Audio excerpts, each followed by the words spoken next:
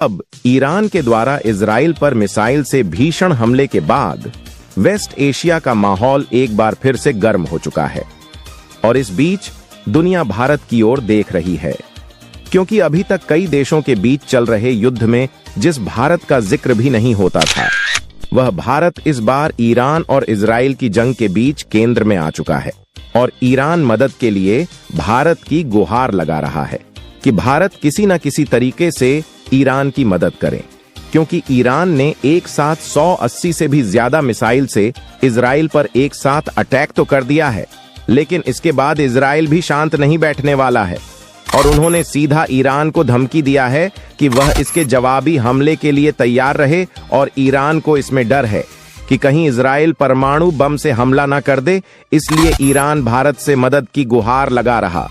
Middle east का हालिया तनाव पूरी दुनिया को अपनी चपेट में ले सकता है और इसमें भारत की भूमिका क्या रहने वाली है। मिडिल ईस्ट में तनाव लगातार बढ़ता जा रहा है। इजराइल और ईरान के बीच का टकराव किसी भी समय बड़े युद्ध का रूप ले सकता है।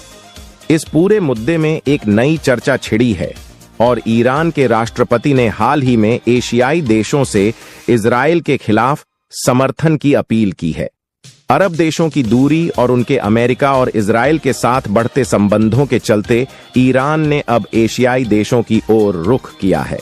ईरान के राष्ट्रपति पेजेशकियान ने हाल ही में थाईलैंड की प्रधानमंत्री से मुलाकात की और एशियाई देशों से इजराइल के खिलाफ एकजुट होने की अपील की। ईरान और इजराइल के बीच यह टकराव तब और बढ़ा जब ईरान ने इजराइल पर जवाबी हमला किया। कहा जा रहा है कि इजराइल का मुख्य निशाना ईरान का न्यूक्लियर प्रोग्राम है और इसी वजह से पूरे मिडिल ईस्ट में युद्ध का खतरा मंडरा रहा है। अगर यह तनाव और बढ़ता है तो पूरा क्षेत्र युद्ध की आग में जल सकता है। इस टकराव में अरब देशों से ईरान को कोई साथ नहीं मिला। शिया सुन्नी विवाद और अमेरिका के साथ अरब देशों के बढ़ते संबंधों के चलते ईरान के लिए अरब देशों का साथ पाना मुश्किल है। यहां तक कि गाजा में जारी युद्ध के बीच भी अरब देशों ने इजराइल से अपने व्यापारिक संबंध नहीं तोड़े हैं। ऐसे में ईरान अब एशियाई देशों की ओर देख रहा है और भारत इसमें अहम भूमिका निभा सकता है। भारत के ईरान और इजराइल दोनों से अच्छे संबंध हैं। भारत ने हमेशा से टू नेशन सॉल्यूशन का समर्थन किया है।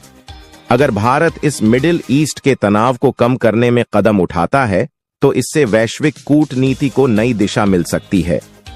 भारत की कूटनीतिक ताकत एशिया और पश्चिम दोनों में बढ़ी है।